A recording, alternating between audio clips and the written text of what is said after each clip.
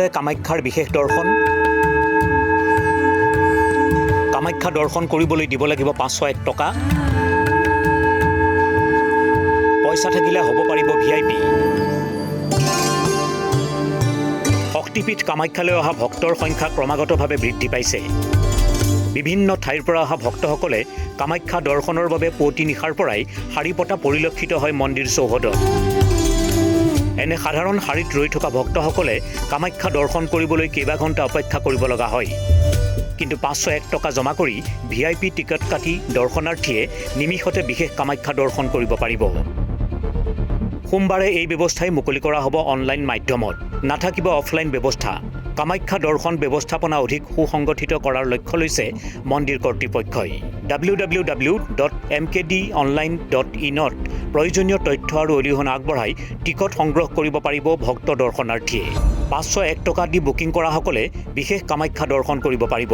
মন্দিৰ কৰ্তৃপক্ষই জাৰি কৰা জাননীত উল্লেখ কৰা মতে সোমবাৰে সন্ধিয়া 6 বজাৰ পৰা বিশেষ দৰ্শনৰ টিকট বুকিঙৰ বাবে নতুনকৈ উন্নীত কৰা অনলাইন বুকিং পৰ্টেল জনসাধাৰণৰ বাবে মুকলি কৰা হ'ব। এই পৰ্টেলৰ জৰিয়তে ভক্তসকলে ঘৰত বহিয়েই সহজে টিকট সংৰক্ষণ কৰিব পাৰিব। অৱশ্যে 10 বছৰ তলৰ শিশুৰ বাবে এই বিশেষ দৰ্শন হ'ব বিনামূলীয়া।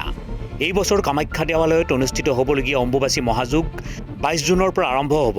এই সময়ছোৱাত প্ৰচলিত ধৰ্মীয় নিয়ম অনুসৰি মন্দিৰৰ গৰ্ভগৃহ অম্বুবাচীৰ সময়ত বন্ধ ৰখা হ'ব আৰু বিশেষ পূজা অৰ্চনা সম্পন্ন কৰা হ'ব। অম্বুবাচী মহাযুগ উপলক্ষে দেশ বিদেশৰ লাখ লাখ ভক্ত, সাধু, সন্ন্যাসী আৰু ত্ৰান্ত্ৰিক সাধকৰ সমাগম হোৱাৰ সম্ভাৱনা আছে।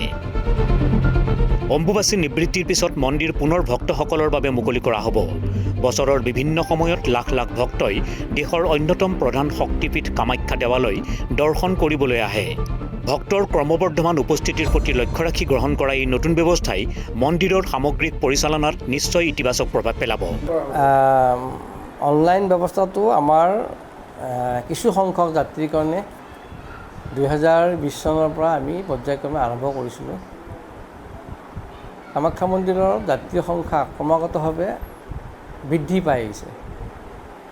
ভিৰৰ প্ৰতি লক্ষ্য ৰাখি আমি যাত্ৰীসকলক অশেষ কষ্ট ভুগি পেলাই মা দৰ্শনৰ ব্যৱস্থা তেওঁলোকে লৈ আছে। বহুত ঘণ্টা তেওঁলোকে অপেক্ষাত থাকে এই টিকটখন পোৱাৰ আশাতে। আৰু বহুত যাত্ৰীয়ে হয়তো টিকেটখন নোপোৱাকৈ ইয়াৰ পৰা দৰ্শন নাপায়, তেওঁলোকে বাহিৰলৈ যাব লগা হয়।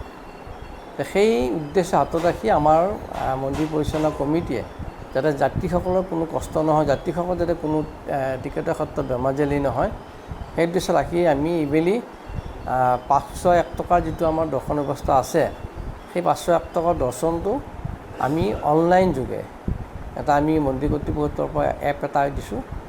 সেই এপত এপ্লাই কৰিলে তেওঁলোকে সেই টিকটখন তাত গ্ৰহণ কৰিব পাৰিব আৰু সেই টিকটখন লৈ তেওঁ দৰ্শন ব্যৱস্থা গ্ৰহণ কৰিব পাৰিব। এই বস্তুটো আমি তীৰ্থযাত্ৰীসকল যাতে কোনো ধৰণৰ কষ্ট নহয়, যাতে কোনো শাৰী পাতি দূৰ দূৰণিৰ পৰা আহে, শাৰী পাতি তেওঁ ৰৈ থাকিব নোৱাৰে, তেওঁলোকে টিকট ক্ৰয় কৰিয়ে কামাখ্যা মন্দিৰলৈ আহিব পাৰে, সেই উদ্দেশ্য হাতত ৰাখি ব্যৱস্থা গ্ৰহণ কৰা হৈছে। News desk, headline 8।